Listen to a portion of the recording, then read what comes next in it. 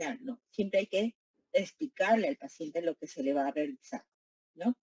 Hay que tener asimismo un lugar donde no haya mucho ruido, donde tenga una buena iluminación para nosotros poder llevar a cabo nuestro examen físico, comprobar si el equipo que estamos usando, ya sea nuestro citoscopio, el tensiómetro, el termómetro, el saturómetro, están funcionando antes de empezar el tratamiento, el abordaje del paciente, ¿no? Y siempre, como les digo, tratar al paciente de una manera digna, llamándolo por su nombre o a su apellido, sí mismo, su privacidad de pacientes con dos pacientes en una habitación o con un paciente en una habitación. Recordemos de que hay veces, hay salas comunes, entonces debemos de respetar la idea de cada paciente. Si vamos a examinarlo y estamos en una sala común, abierta, por decir si se va a hacer un examen ginecológico de mama, no se va a realizar delante de todos los demás pacientes, ¿no? O se le lleva un tópico, en todo caso se hace en voz de más posición. Bien, chicos, y el examen físico es básicamente de la cabeza a los pies. También debemos tener en cuenta de que el examen físico realmente empieza desde el momento en que nosotros tenemos el primer contacto con el paciente. Desde el paciente o nosotros entramos al cuarto o el paciente ingresa a nuestra consulta. Desde ese momento nosotros empezamos el examen físico, empezamos la inspección del paciente, ¿no? ¿Cuál es la primera técnica exploratoria? Entonces es la inspección. Nosotros lo observamos. De ahí de que el primer punto en en la historia clínica sea la ectoscopía, que creo que hoy día todos han realizado ectoscopía en su paciente, ¿no? Entonces, ¿qué vamos a evaluar en la ectoscopía? Como anteriormente ya lo habíamos tratado, vamos a ver el aspecto general del paciente, la actitud que tiene, cómo se desenvuelve el paciente, si se comunica o no se comunica. Muy bien, muy bien. Ahora, eh, la inspección también debe darse sin prisas, hay que mirar, hay que observar para poder luego sacar conclusiones, ¿no? Y la inspección, como ya les había dicho, se debe realizar en un lugar tranquilo, ventilado, pero tampoco que no tenga unas corrientes de aire importantes, porque si no el paciente también se puede incomodar. Recordemos de que el examen físico mayormente el paciente tiene que retirarse las prendas la ropa, para poder hacer un examen físico adecuado. Y siempre nosotros debemos de tomar mucha atención en cuanto a lo que el paciente nos está diciendo, nos está refiriendo, ¿ya? Porque si nosotros, como decía la doctora Indacochea, vamos a estar con el celular, vamos a estar mirando a la ventana, si vamos a estar conversando entre nosotros, el paciente se siente incómodo, chicos. Entonces, en la inspección que vamos a evaluar la actitud o postura de nuestro paciente, las fases que presenta el paciente, el hábito corporal, que ayer ya lo hemos tratado, la talla aproximadamente, el estado nutricional, los movimientos y la marcha que presenta nuestro paciente. La segunda técnica exploratoria va a ser la palpación. Y en la palpación para ver, chicos, qué es lo que vamos a encontrar, qué es lo que nosotros podemos evaluar, qué datos podemos recolectar, van a ser la temperatura de la piel, la consistencia, la forma, la textura, el tamaño, la situación, hasta el dolor, ¿no? Porque si palpamos y producimos dolor, también vamos a evaluar la sensibilidad, ¿no? Y su apoyo va a ser el sentido del tacto, como ya les había dicho. ¿Cuáles van a ser las normas a seguir realmente hoy día también? Que siempre nosotros nos ubicamos en el lado derecho para hacer el examen físico, ¿ya? Las manos no deben de estar muy frías, no deben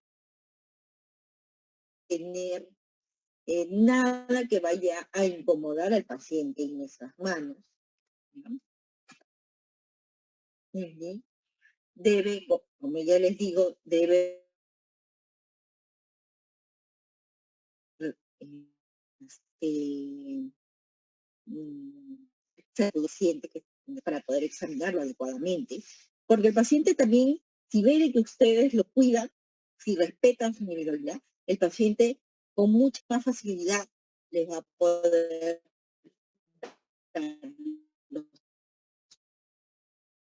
el paciente que viene con mucho dolor, porque hay veces no, nosotros al hacer el examen podemos producir más dolor, y el paciente, entonces hay que explicar, cooperar con nosotros en el examen. Muy bien. Y cuando el padecimiento, o sea, el dolor, si el paciente viene por dolor, vamos a iniciar palpando la zona que no le duela, porque si no, si tú le inicias palpando la zona que le duele, el paciente se va a incomodar y ya va a falsear los datos. Ahora, ¿cuáles son los tipos de palpación?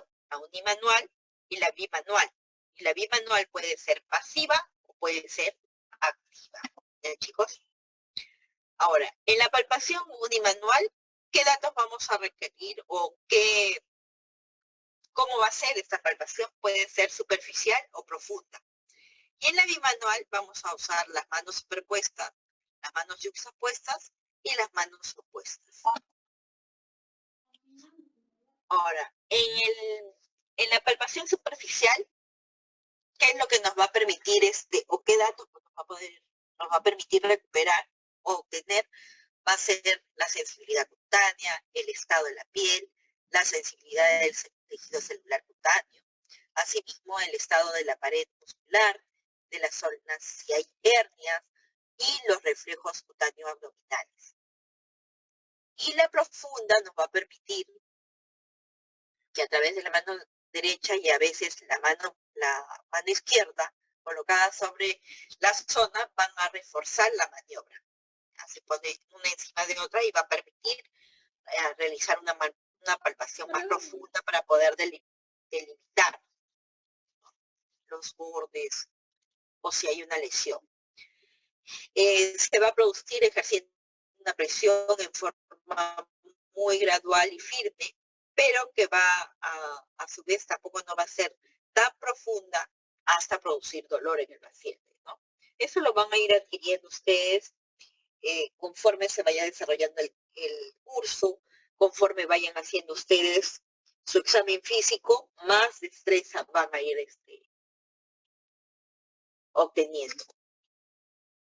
Entonces, como les había dicho, en la palpación bimanual pueden ser el uso de las manos separadas, superpuestas o yuxtapuestas para poder delimitar una tumoración, por decir, grande, ¿no? Una zona grande. La yuxtapuesta, la palpación yuxtapuesta nos va a permitir delimitar el área. Dentro de los hallazgos, como ya le había dicho anteriormente, ¿qué vamos a evaluar? La forma, la situación, el tamaño y la superficie. ¿Qué otros hallazgos nos van a permitir obtener? Va a ser la consistencia, que puede ser blanda, pétrea, si la lesión es elástica o fibrosa, la sensibilidad, si produce dolor o no, si hay latidos, si hay pulso o no, si hay presencia de anestesia o hipoestesia. La movilidad, vamos a poder obtener datos si la lesión o la zona está adherida a planos profundos o es móvil o es netamente superficial. La temperatura también de la zona. Y acá algunos ejemplos, ¿no?, de la palpación superficial que nos va a permitir, por decir, si hay una masa a nivel del cuello de la cara anterior, podríamos estar pensando en que hay un problema de tiroides y se podría palpar fácilmente, no es de una manera superficial, no hay que hacer mucha presión. Igual en el abdomen, y la palpación profunda es más que todo a nivel abdominal, que nos va a permitir delimitar los órganos que se encuentran en la cavidad abdominal, delimitar el borde inferior del hígado, ¿ya? Delimitar de repente una masa, la presencia de cuerda colónica o no.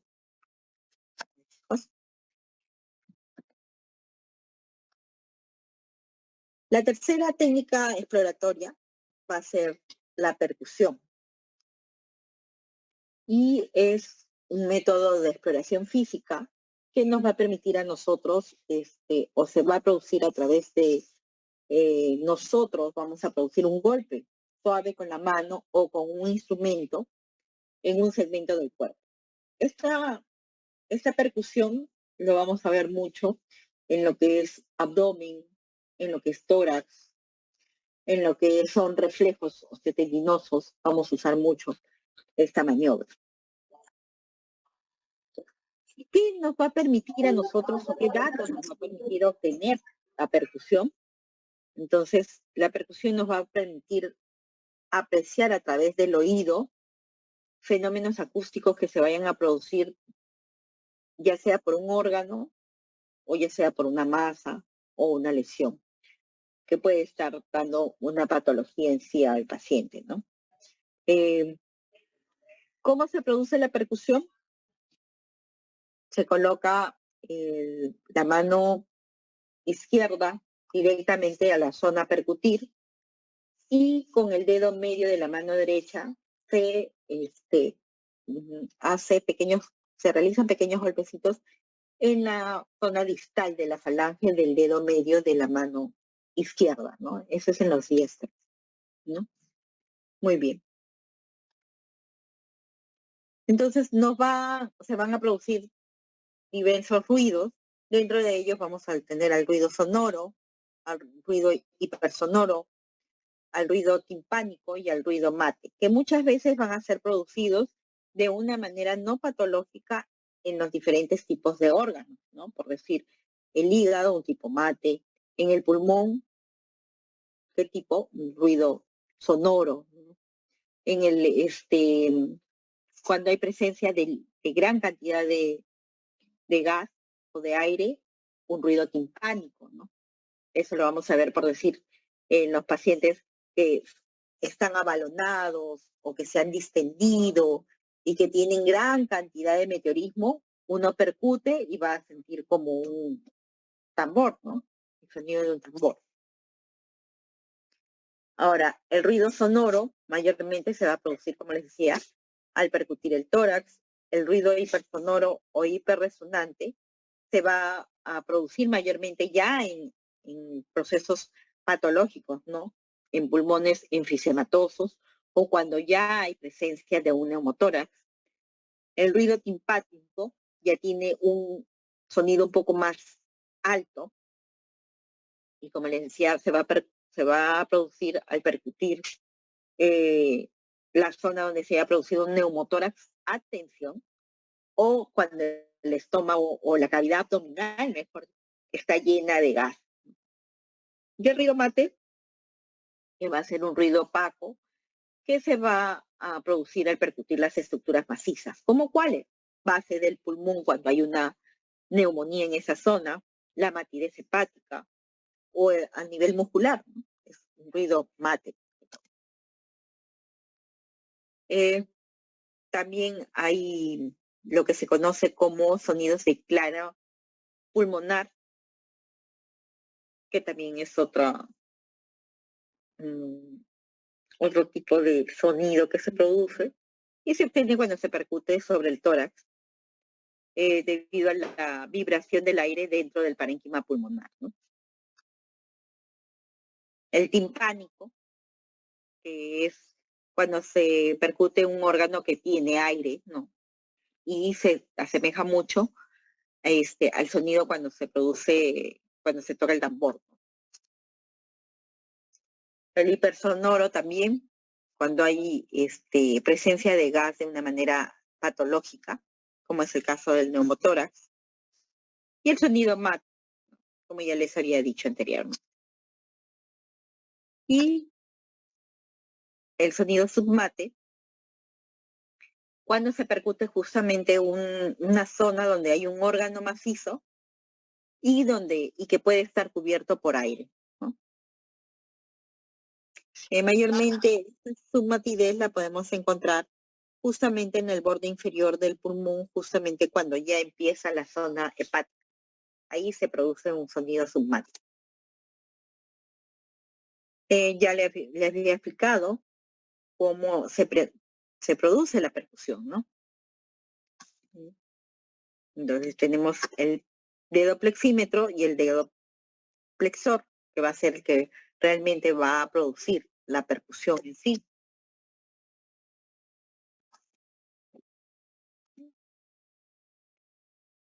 Y es a nivel de la falange distal, ¿no? Poco a poco vamos a ir practicando estas técnicas para que ustedes las vayan aprendiendo, ¿no? Entonces van a haber diversos tipos de, o mejor dicho, objetivos para realizar la percusión, ¿no? Una percusión comparativa cuando percutimos el emitor derecho y el emitor izquierdo para poder determinar si en algún momento hay un cambio de sonido, ¿no? Una percusión delimitante o una percusión topográfica, ¿no? Hay formas de percutir, hay una percusión indirecta y una percusión directa. La indirecta es usando ambas manos y la directa es percutiendo directamente sobre la zona. En la percusión directa, cuando se aplica, como ya les había referido, el golpe se aplica directamente a la zona. Después también tenemos la puño percusión, donde se aplica ya una percusión directa para detectar o desencadenar si hay dolor en la zona lumbar.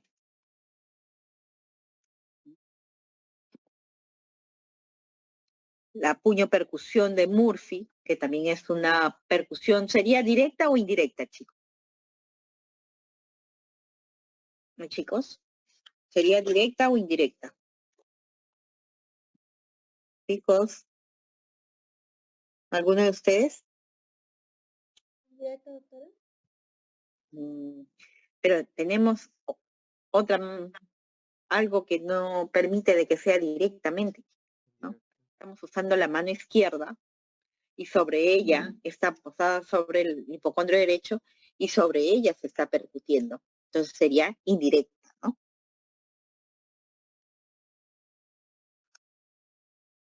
Más que sería la cuarta técnica exploratoria que utilizamos, que es la auscultación, ¿no?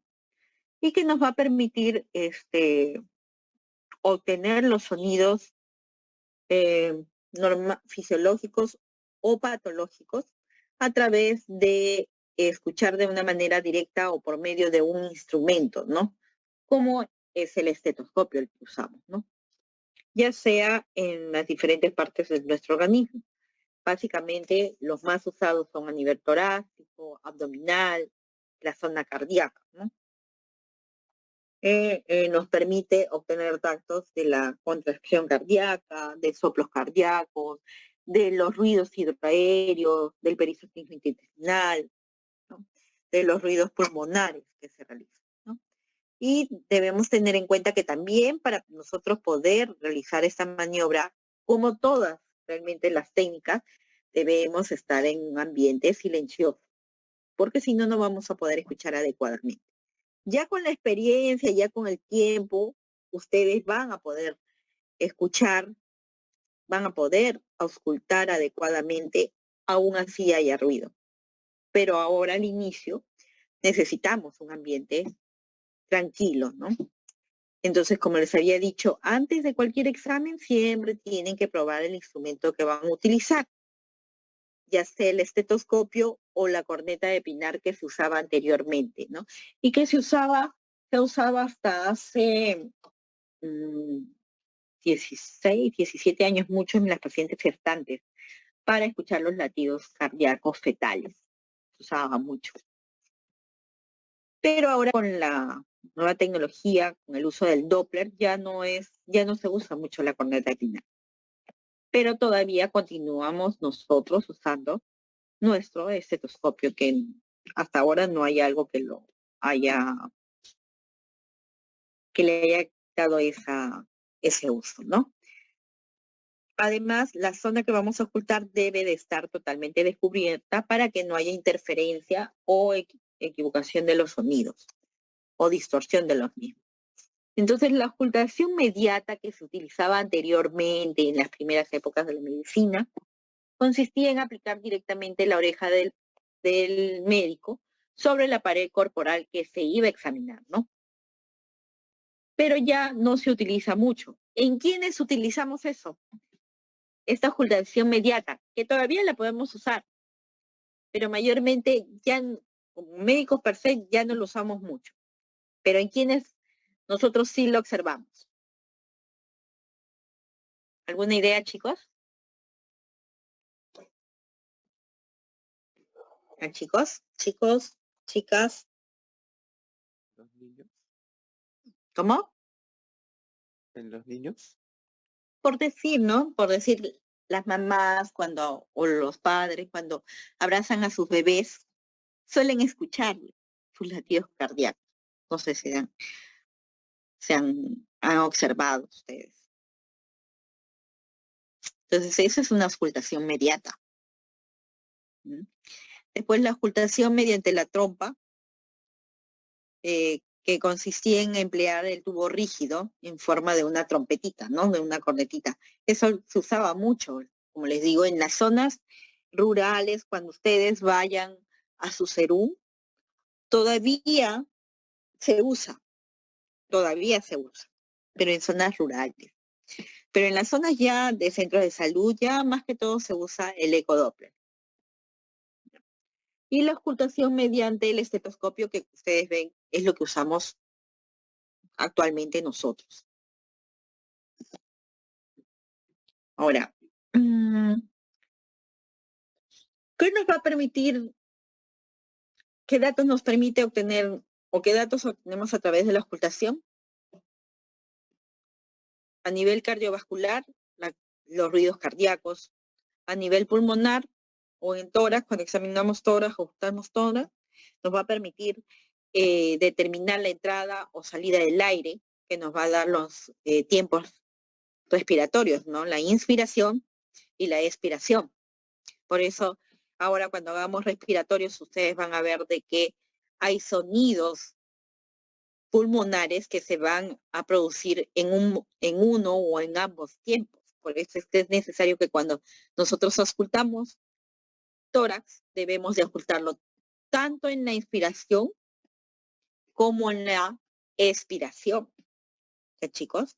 No es que, ya, pongo mi campana sobre el tórax y ya, el paciente inspira y ya, y cambio a otra zona. No, tienen que escuchar en ambos tiempos para que puedan determinar la presencia o ausencia de ruidos pulmonares patológicos. ¿No? Asimismo, ¿qué nos va a permitir a nivel abdominal? Obtener los ruidos hidroaéreos, si hay o no hay presencia del tránsito intestinal normal o gastrointestinal normal. Porque si yo no escucho ningún ruido en más de un minuto, yo digo, no, está alterado, hay una patología, ¿no? En otros casos, cuando puede haber alteraciones a nivel articular, podemos también escuchar soplos a nivel de tiroides, o hay tiroides muy irrigadas, hay bóceos que están muy irrigados y tienen un soplo. ¿Ya, chicos? Muy bien. Eso es en cuanto a lo que quería hablarles hoy día sobre el examen clínico. ¿Alguna pregunta, chicos?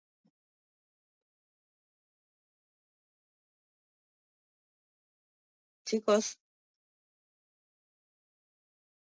Chicos. Chicos, ¿alguna pregunta? Todo claro, doctora. Todo es claro porque en realidad todo, como yo les he dicho y como les he repetido en la práctica, introducción a la clínica, más que teoría, es 100% práctica. Ya, 100% práctica. Por eso es que todos los días ustedes tienen que historiar todos los días tienen que examinar. Lleguen a sus casas hoy día y lo que se les ha hablado en la práctica, en la teoría, tienen que ustedes realizarlo en su casa con sus familiares. La ectoscopía, el historiar también, el hacer la anamnesis, practiquen. Todos los días tienen que hacerlo.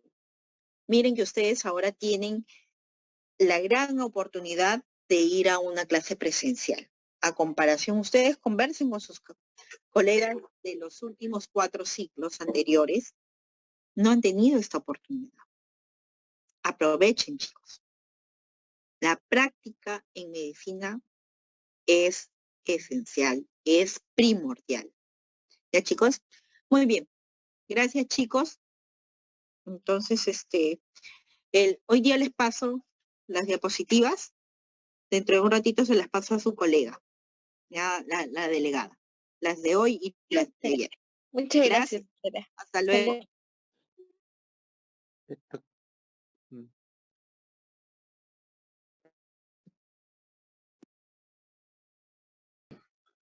A ver, empezamos un poquito para estar seguros que todos han entrado. Un minutito.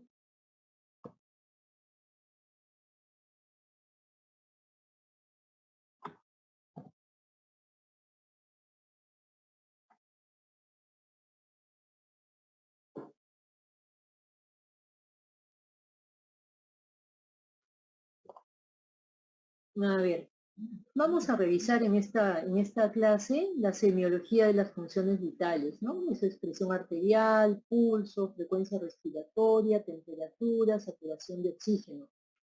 Vamos a ver que a pesar de que son procesos tan sencillos para nosotros de tomar, nos ofrecen una información muy variable, valuable, muy amplia. Estas funciones vitales van a ser un indicador del estado fisiológico del organismo, del corazón, de los pulmones, del sistema nervioso, y también un indicador de la respuesta de estos órganos a estímulos fisiológicos, ¿no? Por ejemplo, fiebre, de repente un sangrado, de repente algo externo como un traumatismo. Entonces nos da rápidamente una valoración de cómo se encuentra el paciente.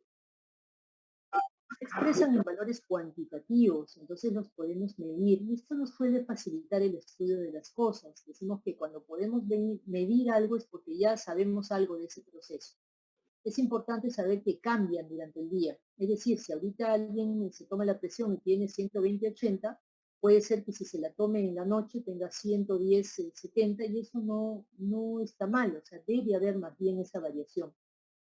Y otra cosa importante es que expresan de manera inmediata los cambios en el organismo, ¿no? Si alguien sangra, inmediatamente su frecuencia cardíaca va a aumentar, su presión va a bajar, probablemente su frecuencia respiratoria va a aumentar. Entonces, no son extremadamente útiles. ¿Cuándo los debemos medir? En realidad deberíamos medirlos cada vez que tenemos contacto con el paciente. Muchas veces no lo hacemos. Cuando el paciente pues entra a un centro de salud, cuando se va, cuando se ha dado de alta, cuando es ingresado a hospitalización. Esto es muy útil, por ejemplo, en emergencia para hacer triaje. El triaje quiere decir que el médico que está recibiendo al paciente en la emergencia, solamente con tomarle las funciones vitales, va a poder tener una valoración de la gravedad del paciente, poder saber a quién va a atender primero, a quién va a atender después. Obviamente antes y después de un procedimiento diagnóstico, ¿no? Si a alguno le van a hacer una endoscopía, le van a tomar sus funciones vitales, van a quedar registradas en la historia, después del procedimiento también, de una cirugía. Y claro, en un paciente crítico, va a estar monitorizado permanentemente. Si alguno ha tenido la oportunidad de entrar a una unidad de cuidados intensivos o cuidados intermedios, va a ver que los pacientes tienen monitorización permanente, ¿no? ¿Qué factores pueden afectar estas funciones vitales? Vean ustedes ahí toda la gama de condiciones.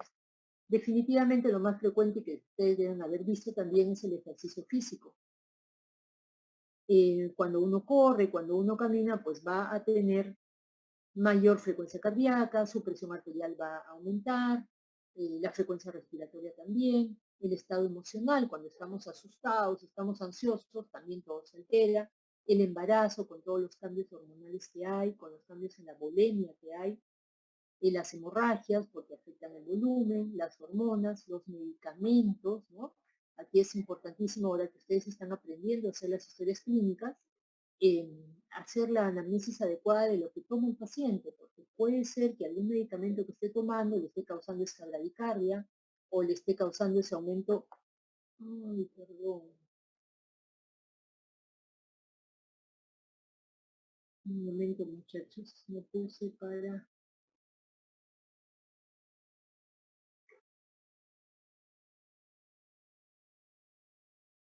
Recording in progress.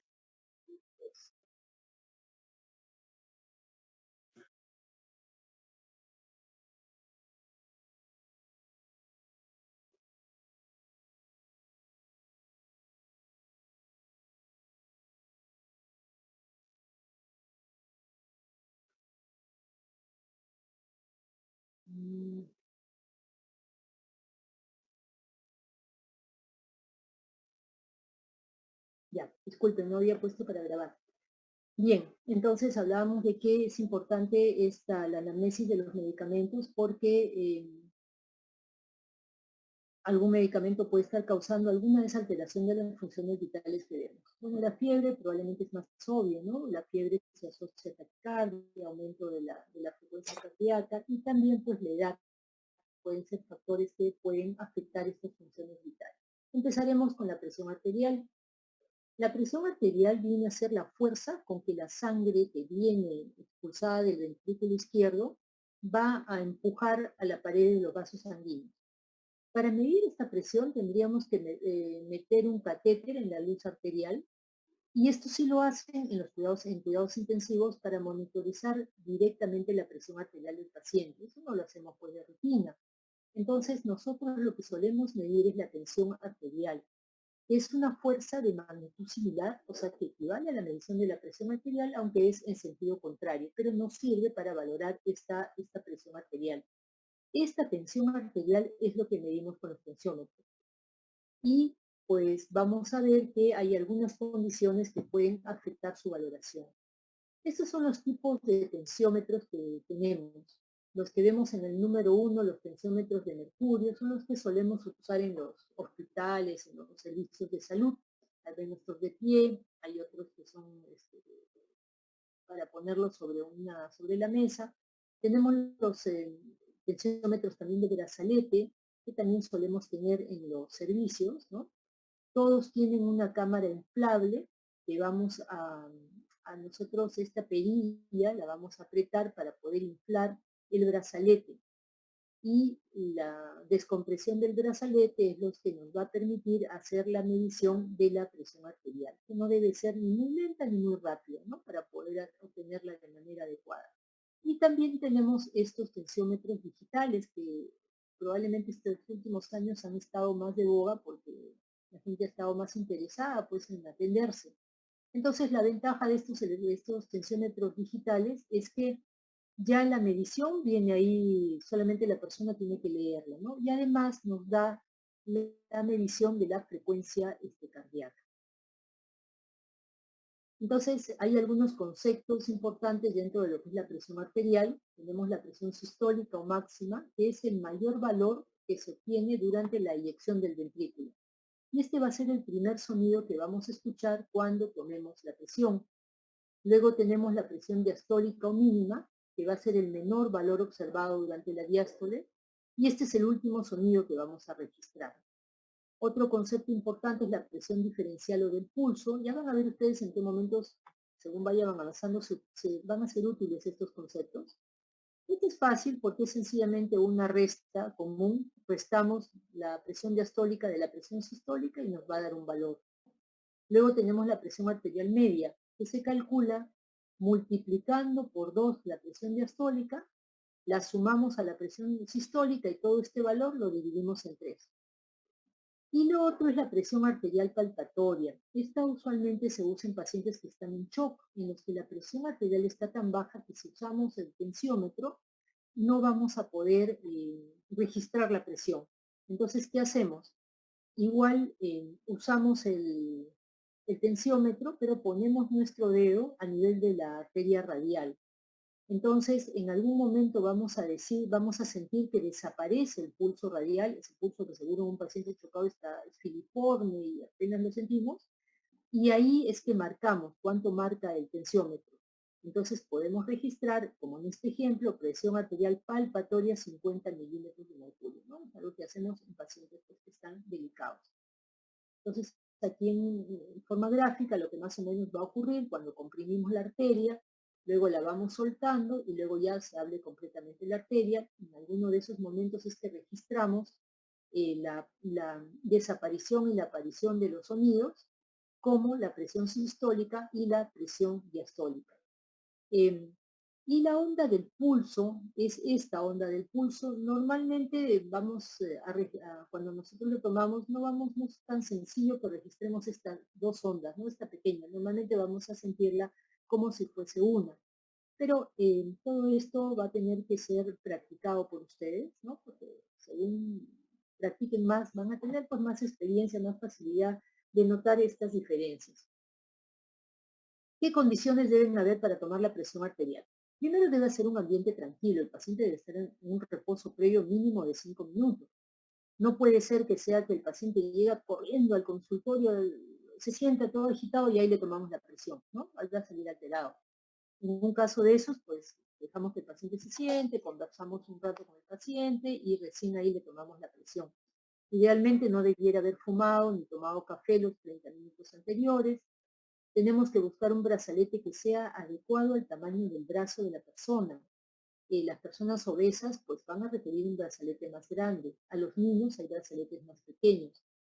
Normalmente no tenemos pues esta facilidad porque donde estamos trabajando nos dan un tensiómetro y ese lo vamos a tener que usar para todas las personas, pero tenemos que estar conscientes de estas variaciones, ¿no?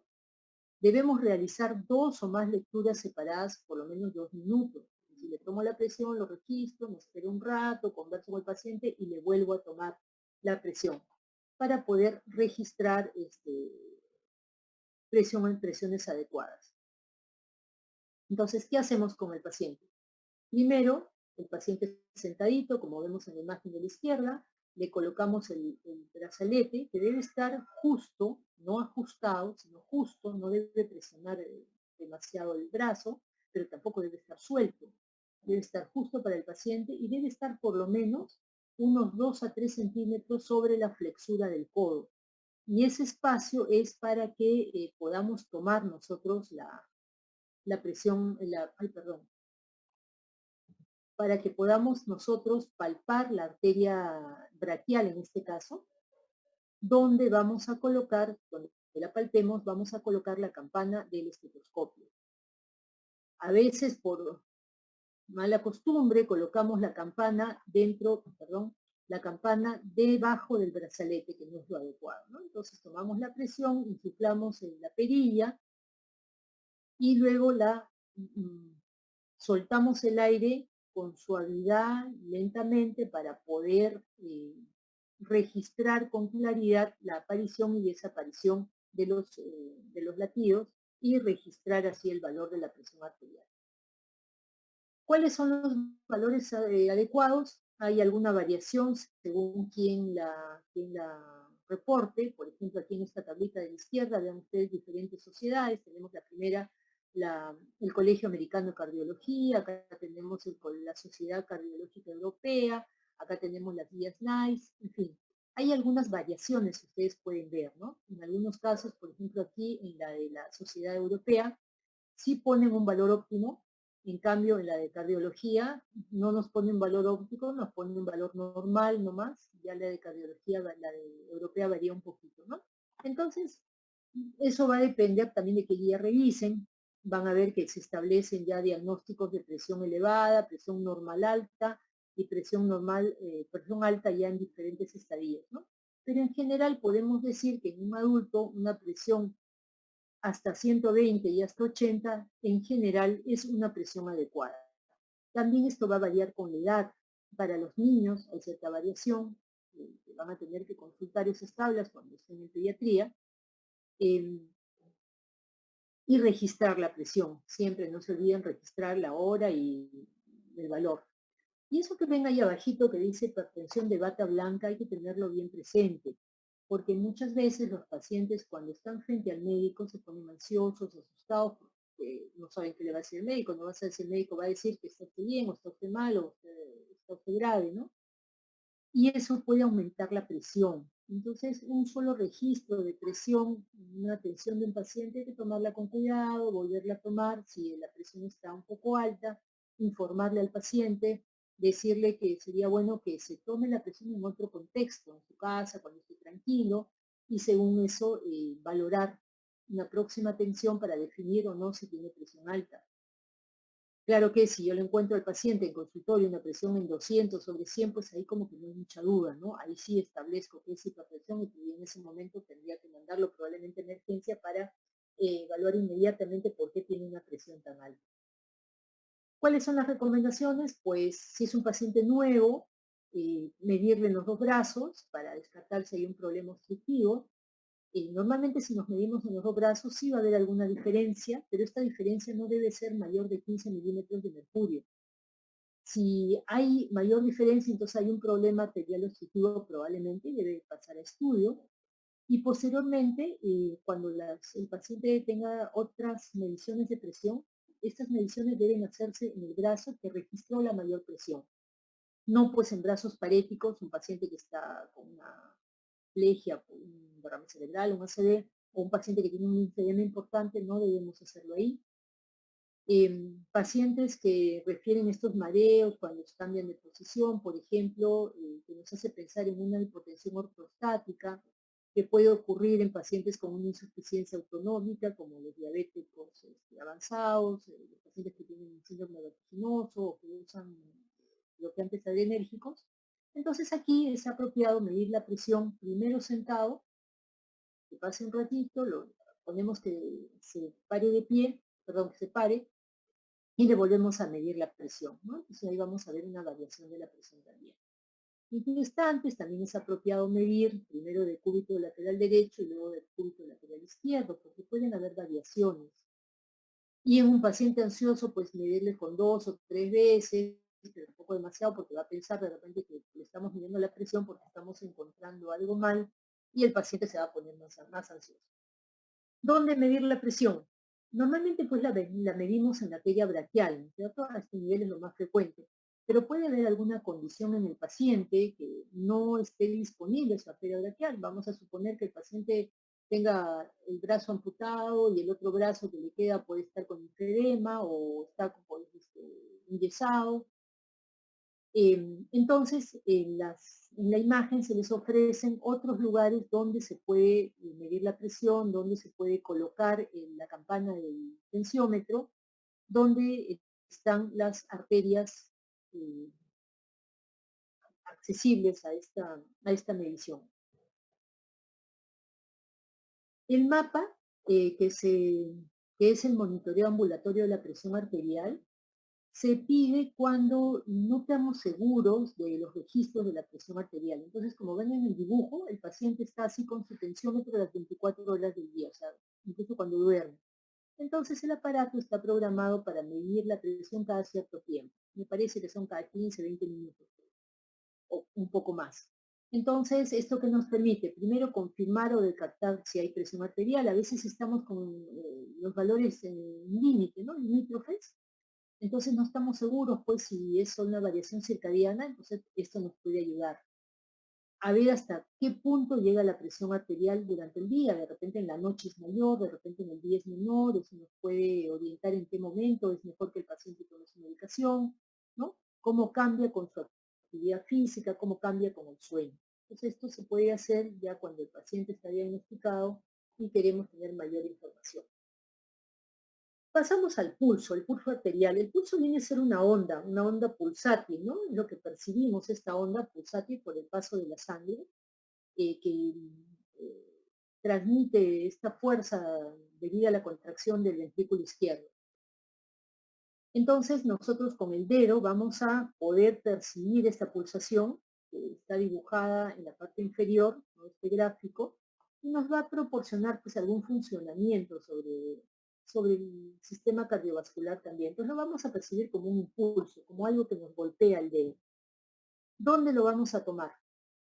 Como ven ustedes en la gráfica, puede tomarse en cualquier lugar en el que la arteria esté expuesta y pueda ser fácilmente comprimida. Normalmente lo vamos a tomar en la arteria radial, ¿no? A ver, ustedes en este momento, cada uno en su mano, tómese el pulso en su arteria radial para que vayan viendo las condiciones que tenemos que valorar. Pero además de valorar la frecuencia en sí del pulso o otras condiciones, también podemos valorar la irrigación. Vamos a suponer que tomamos el pulso en la arteria pedia, ¿no? En el empeine del pie, y no encontramos pulso. Podemos pensar de repente no lo estoy tomando bien, de repente no estoy poniendo mi dedo en buen sitio, y entonces subimos y lo tomamos en la arteria poplitea que está detrás de la rodilla. Ya la sentimos, pero no tan fuerte. Entonces subimos un poquito más y la tomamos en la arteria femoral y ahí sentimos el pulso bien. Entonces ahí podemos concluir que hay un problema de circulación arterial en este paciente, ¿no? Entonces nos brinda este tipo de información también. ¿Qué características tenemos que valorar? La frecuencia, o sea, el número de ondas, cuánto es el pulso. Lo normal va en adultos entre 60 a 100. Entonces, si ustedes se toman ahorita su frecuencia, debe estar más o menos en ese promedio, a menos que sean deportistas de verdad, esos deportistas que realmente se dedican a algún tipo de deporte, donde la frecuencia puede ser un poquito más baja y eso es normal para ellos. Un ejemplo, por ejemplo, de alteración de la frecuencia es el pulso deficitario. De la frecuencia del pulso en este paciente, vamos con el estetoscopio radial, 120. Vemos una deficiencia en el pulso radial. Entonces decimos que es un pulso deficitario, podemos hacer el ritmo. El ritmo tiene que ser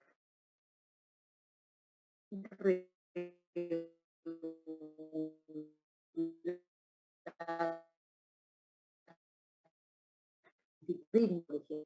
También ¿qué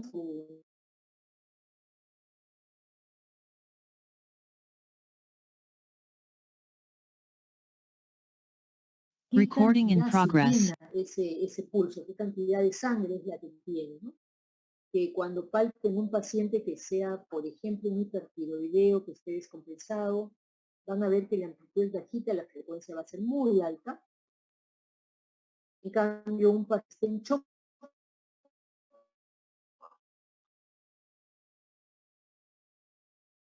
la amplitud va a ser muy baja porque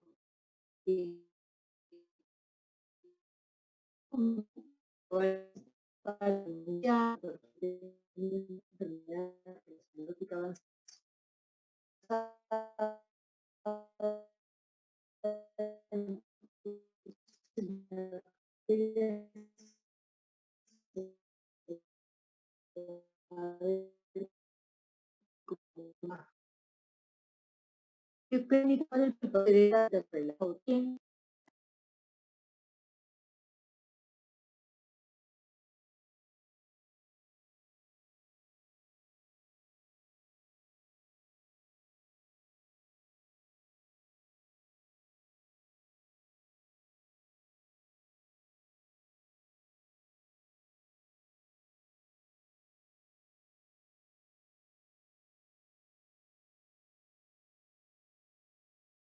Recording in Es un progress. ritmo anormal, entonces tenemos que tomar por lo menos el minuto, a veces más. Entonces, bueno, registramos el hallazgo, o sea, registramos cómo es la frecuencia, cómo es el ritmo, cómo es la amplitud. Entonces podemos tomar de repente 90 de frecuencia, un pulso débil y arrítmico, por decirlo, ¿no? Entonces, eso es lo que vamos a registrar en la historia y vamos a tomar la decisión que ¿qué alteraciones tenemos?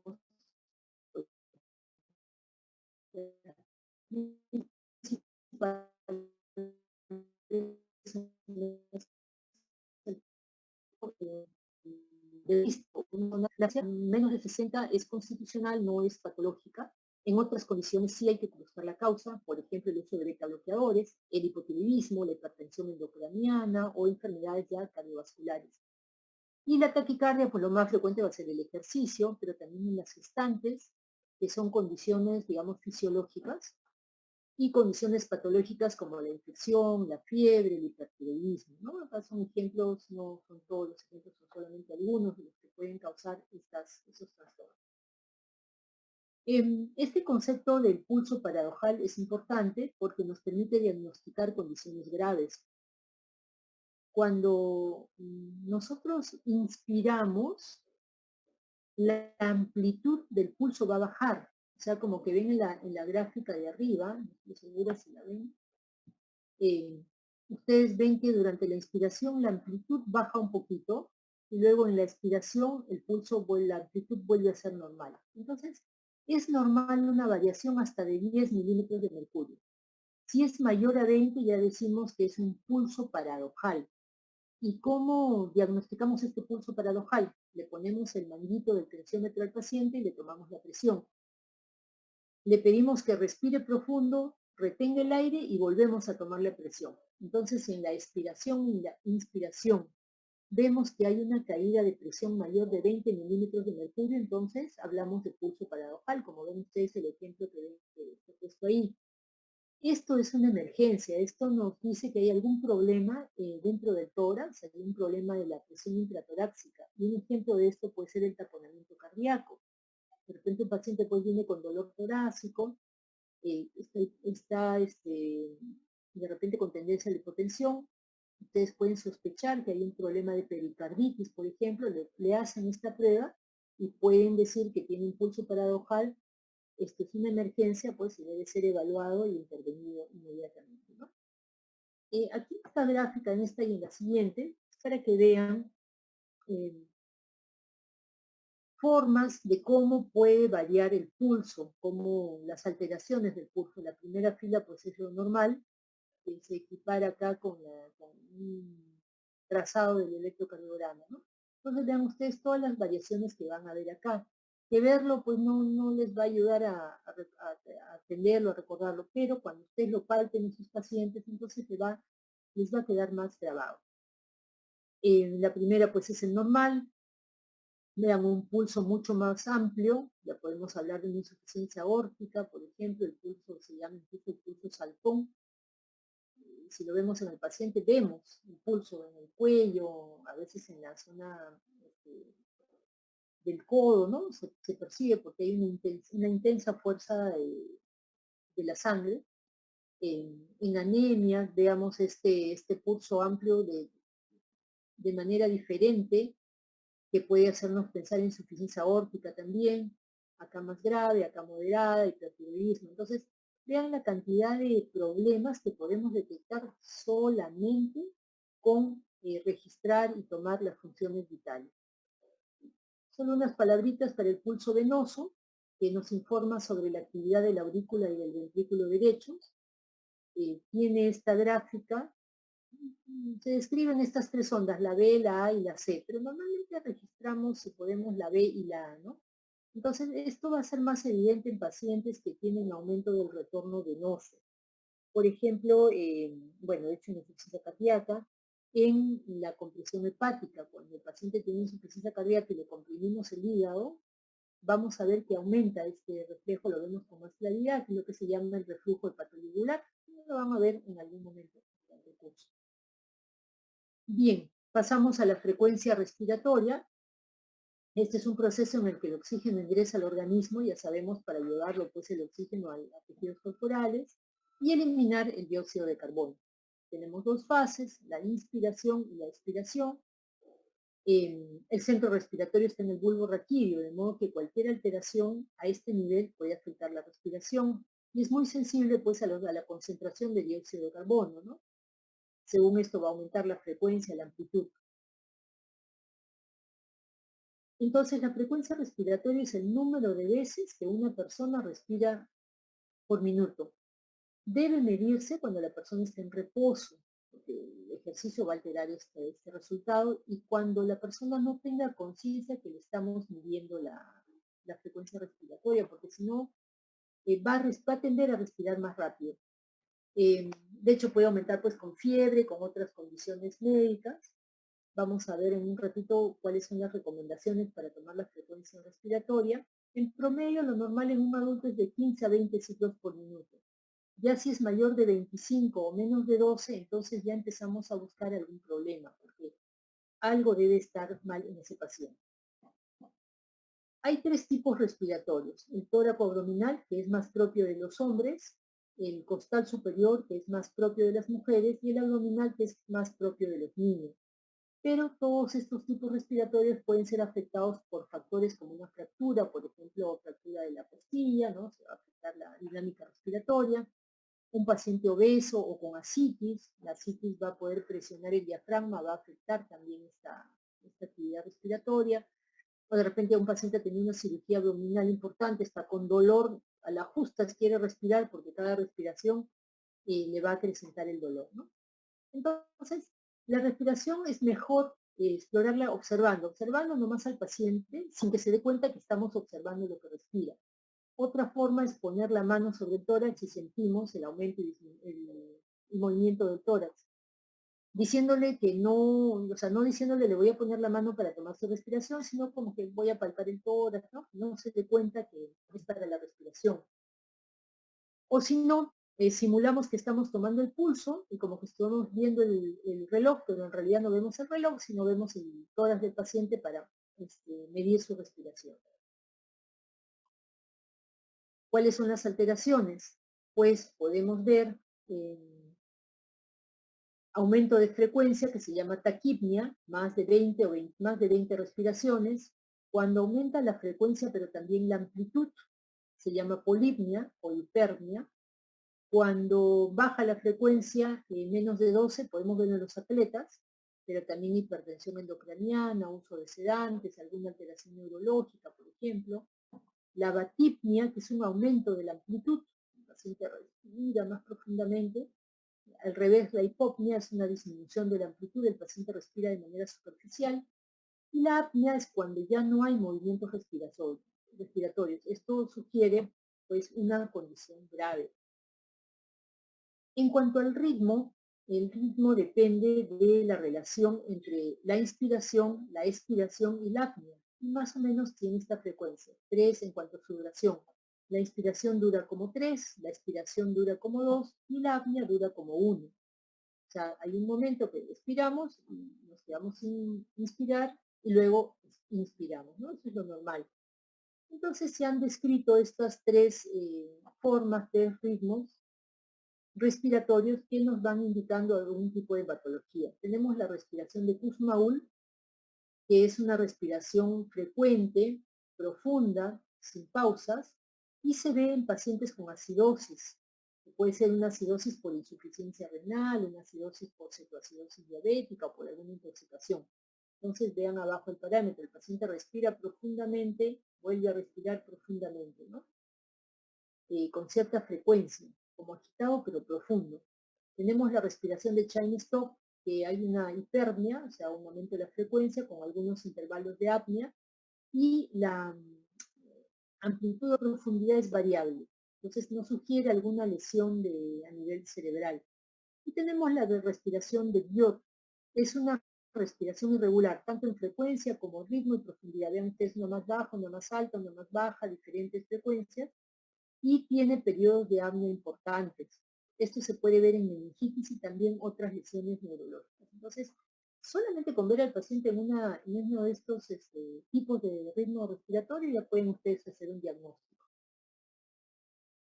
Pasando a la temperatura corporal, la temperatura, o sea, lo que medimos, va a ser un resultado del equilibrio entre el calor que produce el organismo, que es lo que que se llama la termogénesis, y el calor que pierde, que es la termólisis. Entonces hay varios factores que pueden afectar estos procesos, ¿no? Tanto la termogénesis como la termólisis. Entonces cuando la producción, o sea, la termogénesis es igual a la termólisis, hay un equilibrio, se mantiene constante y esta es una temperatura corporal adecuada. El control de la temperatura también está a nivel del hipotálamo y es un control pues igual que la respiración, involuntario y automático. O sea, uno no está pensando, a ver, voy a subir mi temperatura, voy a bajar mi temperatura. En promedio, la temperatura corporal central tiene un valor de 37 más menos 6.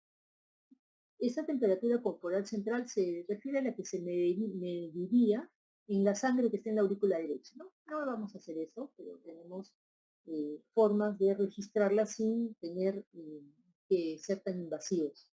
Ahora, esta temperatura tiene también una variación diaria que se llama el ritmo circadiano, es menor al amanecer, es mayor en la tarde.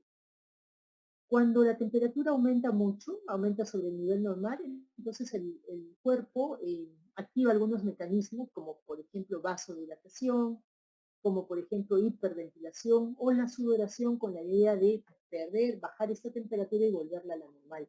Más bien si está debajo de lo normal, pues se van a activar otros procesos, como por ejemplo las contracciones espasmódicas que reconocemos como escalofríos, con la idea de aumentar el calor que puede servir por un momento.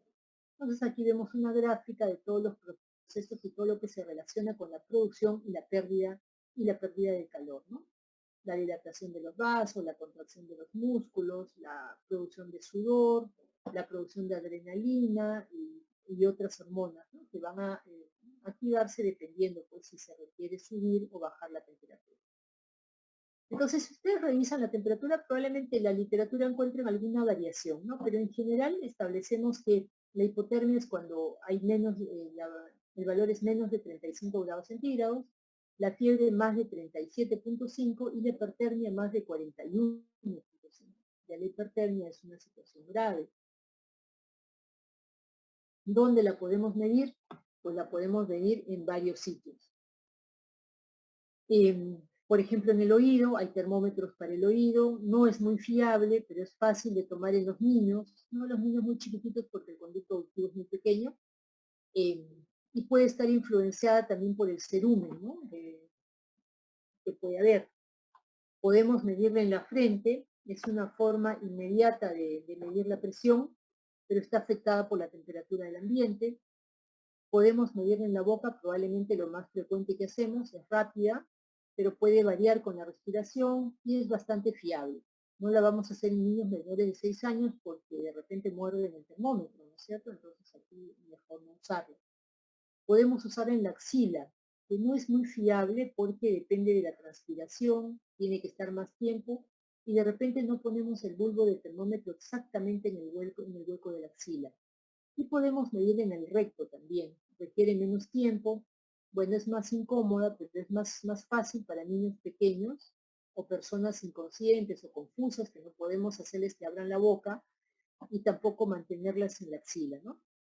Entonces hay una variación más o menos en relación de la temperatura del recto medio grado mayor y en cambio la axila de 0.3 a 0.5 menor que la boca, ¿no? Entonces según donde la tomamos podemos calcular el valor que tendría si la tomáramos en la boca. Hay bastantes tipos de termómetros, los termómetros que ya no son de mercurio por cuestión de toxicidad, aunque acá todavía tenemos, y los termómetros digitales, que muchos se han usado en esta temporada de la pandemia, ¿no? Y para terminar tenemos la oximetría. La oximetría consiste en cuantificar la saturación de oxígeno de la sangre arterial. Entonces, cuando usamos estos aparatitos y nos dice que tenemos una saturación del 90%, podemos concluir que hay una presión arterial de oxígeno por lo menos de 60 milímetros de mercurio en la sangre, ¿no? Entonces, esa es la correlación que podemos hacer. ¿Y cuál es el principio en el que se basa? Se basa en que la hemoglobina oxigenada y la no oxigenada o desoxigenada van a tener un diferente espectro de absorción de luz. Y eso es lo que van a medir estos aparatitos. ¿Qué factores pueden alterar el resultado? Pues la anemia, la hipoperfusión, porque no va a llegar suficiente sangre, la pigmentación de la piel. Se ha visto que en las personas de piel oscura esta medición es menos fiable. La ictericia, pues el esmalte de uñas, ¿no? La paciente hay que pedirle que se despinte las uñas. Y también el temblor. Por ejemplo, un paciente con Parkinson o cualquier otro tipo de temblor va a poder alterar estos resultados. El pulsoxímetro, que es el que seguro que ya la mayoría conoce, tiene como una pinza, ¿no es cierto? Y debajo de la pinza hay una luz. Esta luz se va a reflejar en la piel del dedo y estima la cantidad de la oximoglobina. Entonces la ventaja de esto es que no solamente tenemos la saturación, sino también nos puede registrar la frecuencia cardíaca, porque tenemos dos funciones acá registradas. Y debe colocarse pues en un sitio donde la piel tenga buen flujo sanguíneo y sea translúcida. Normalmente la ponemos en los dedos de la mano, a veces de los pies, a veces no podemos, y también podemos utilizar el óvulo de la oreja. A nivel del mar, una saturación normal se establece mayor de 95 y según va bajando hay diferentes niveles de desaturación, leve, moderada, grave. Esto varía, ¿no? En relación a la altura. En zonas de altura, por ejemplo, si estamos a 4.000 metros de altura, estamos en Cerro de Pasco, por ahí, el nivel de saturación es más bajo y se va a considerar normal. Entonces ya hay tablas que están medidas para eso. ¿Qué ventajas tiene? Primero que es instantáneamente tenemos dos valores, no solo la saturación, sino también la frecuencia cardíaca. Se lee con facilidad, no requiere ningún entrenamiento y es bastante confiable en el rango de saturación de 80 a 100%. Entonces podemos usar estos manuales o también estos que se utilizan, estos aparatos más grandes normalmente en salas de hospitalización. Otra forma de medir la saturación es por la valoración de la gasometría arterial. En este caso, se toma una muestra de sangre arterial, como vemos en la foto. Se está tomando una muestra de sangre de la arteria radial, en este caso.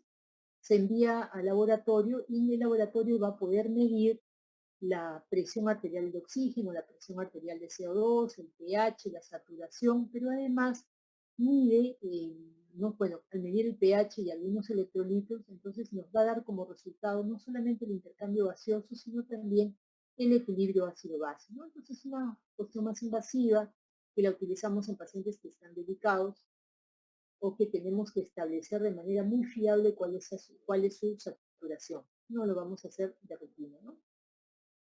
Bien, tenemos esta tabla que he sacado del libro de Cecil de Medicina Interna, donde se resumen los valores normales y los valores de pánico, ¿no? Valores de pánico quiere decir aquellos que nos deben llevar a algún tipo de intervención. Entonces, en conclusión, debiéramos tomar las funciones vitales en cada encuentro del paciente. Nos brindan una validación inmediata que debemos saber interpretar para tomar las decisiones que correspondan. Muy bien. ¿Alguna pregunta? ¿Alguna pregunta hasta aquí? ¿Ninguna No, doctora, pregunta? todo claro. Muchas ¿Están ahí gracias. seguro? ¿Están ahí? Muy bien. Entonces, con esto damos por terminado la clase. Ya nos vemos en la Doctora, próxima. más bien, ¿podría por favor compartirnos sus diapositivas? ¿Sería tan amable, por favor? Porque las grabaciones todavía no se pueden acceder. Ah, ya. Eso lo subo al aula, ¿no es cierto? Sí, sí, doctora. O si no, podría pasarlo por WhatsApp también, como usted desee. Ya. Voy a subirlo al aula y si todo está bien se lo puedo pasar a mi grupo. Que tengo el WhatsApp. Estoy con Alex en el grupo. Yo creo que lo voy a subir al aula virtual. Vamos a ver, si no, en este momento lo subo, ¿ya?